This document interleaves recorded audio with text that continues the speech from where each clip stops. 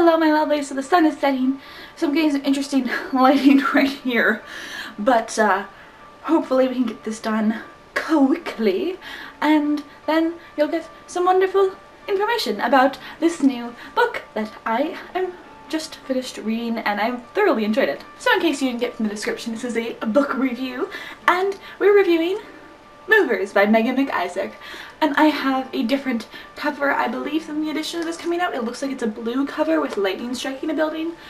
I have the arc of the book, and I think the book is out at this point in time. I think it was in March, or you can buy it in the description down below. It is a middle-age dystopian fantasy novel set in the future, and it was a really interesting novel to read.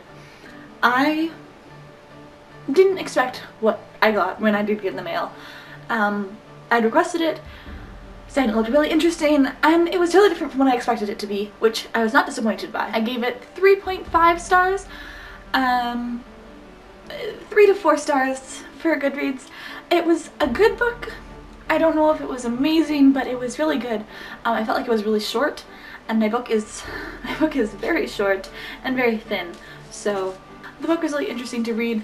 It's from a Canadian publishing house and a Canadian author, so I was excited to read it because of that. And the characters were just really interesting, really well put together. So essentially, this book is the first in a series, and it follows Patrick, a level 1 mover. Essentially, movers are people who can sense their shadows who are in the future. Level 1 can only sense, level 2 can communicate, level 3 can actually pull them into the past. And because of the overpopulation in the year 2073, the movers are blamed for that, for pulling their shadows back into the past and increasing the population even more than it already was.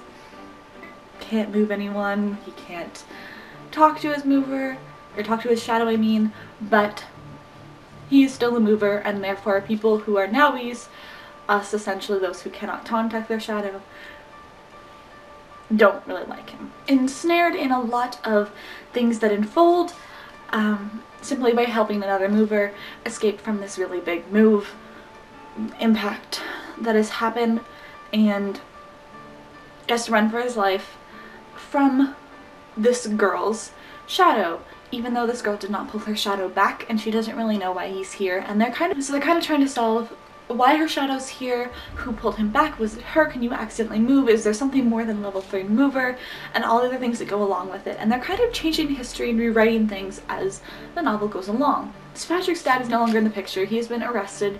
At the very beginning of the book, we get the news article that talks about his arrest after he moved someone, even though he didn't actually move the person.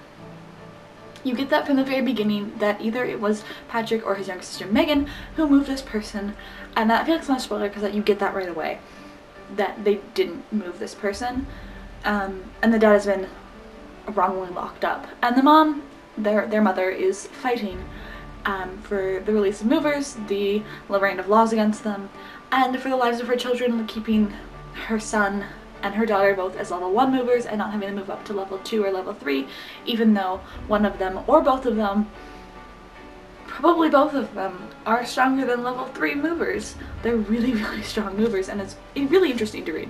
Facts in the book and a lot of world building that I thought was really interesting. Beginning, he's stuck with this girl, Gabby, and this is her shadow that has just been pulled back, and she says she didn't pull him back.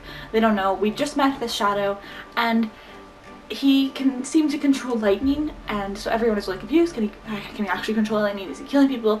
Which he seems to be killing people, and there's just a lot of drama that ensues throughout the book, that a lot of movers are suppressing their abilities because they do not want to be locked up anymore or constricted in their movement any more than they already are. So I do really like that aspect of the novel. The suppression of powers gets very frustrating very quickly. Interesting things is that Meaghan has a crow that follows her around places, and we learn shortly in the book that crows can sense what makes a mover the ability to move, just like dogs can sense earthquakes and stuff like that. That's the analogy that's made.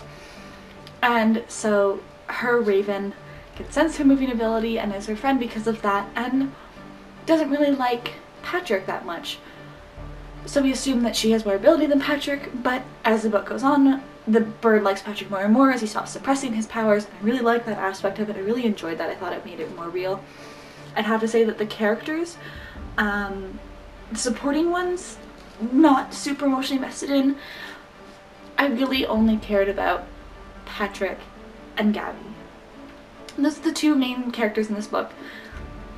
And that was it. I thought the villain was drastically underdeveloped and gotten rid of way too easily with like no explanation really about what happened.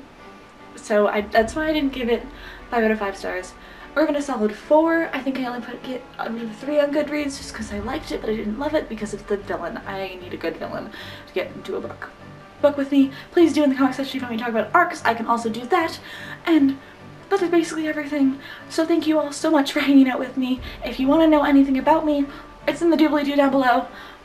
And I'm just